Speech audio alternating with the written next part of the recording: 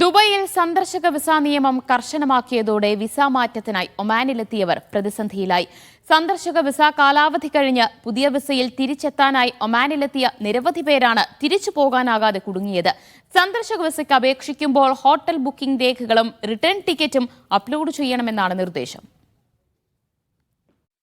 സന്ദർശക വിസ കാലാവധി കഴിഞ്ഞവർ എക്സിറ്റ് അടിച്ച് ഒമാനിലടക്കമുള്ള രാജ്യങ്ങളിലെത്തി വീണ്ടും പുതിയ വിസ എടുത്ത് യുഎഇയിലേക്ക് തിരിച്ചെത്തുകയായിരുന്നു ഇതുവരെ.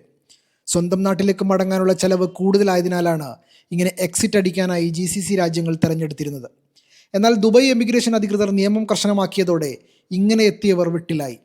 ടൂറിസ്റ്റ് സന്ദർശക വിസയ്ക്ക് അപേക്ഷ സമർപ്പിക്കുമ്പോൾ ഹോട്ടൽ ബുക്കിംഗ് രേഖകളും റിട്ടേൺ ടിക്കറ്റും അപ്ലോഡ് ചെയ്യണമെന്നാണ് ദുബായ് ഇമിഗ്രേഷൻ അധികൃതരുടെ നിർദ്ദേശം.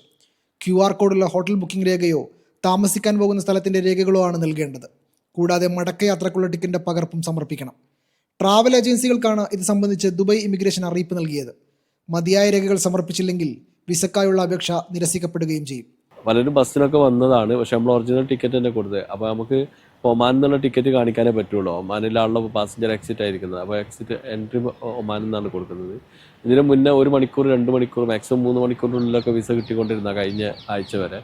ഇപ്പോൾ അത് മാറിയിട്ട് പല വിസകളും റിജക്റ്റ് ആയിക്കൊണ്ടിരിക്കുകയാണ്.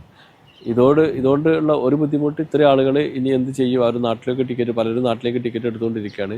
പക്ഷേ ഒരു ദിവസത്തേക്കുള്ള വസ്ത്രങ്ങളും പിന്നെ അതിനുള്ള സെറ്റപ്പായിട്ട് വന്നവരാണ്. പെട്ടെന്ന് നാട്ടിലേക്ക് പോകുന്നതിൻ്റെ ബുദ്ധിമുട്ടുകളും കാര്യങ്ങളും ഒരുപാടെണ്ണമുണ്ട്. ഒമാനിൽ സന്ദർശക വിസയിൽ നിന്ന് തൊഴിൽ വിസയിലേക്ക് മാറണമെങ്കിൽ രാജ്യത്തിന് പുറത്തേക്ക് പോകണം. കുറഞ്ഞ ചെലവും ബസ് അടക്കമുള്ള യാത്രാ സൗകര്യം കണക്കിലെടുത്ത് വിസ മാറാനായി പലരും ദുബൈ ആയിരുന്നു തിരഞ്ഞെടുത്തിരുന്നത്. പുതിയ തീരുമാനം ഇത്തരക്കാർക്കും തിരിച്ചടിയാണ്. Media 1 Muscat.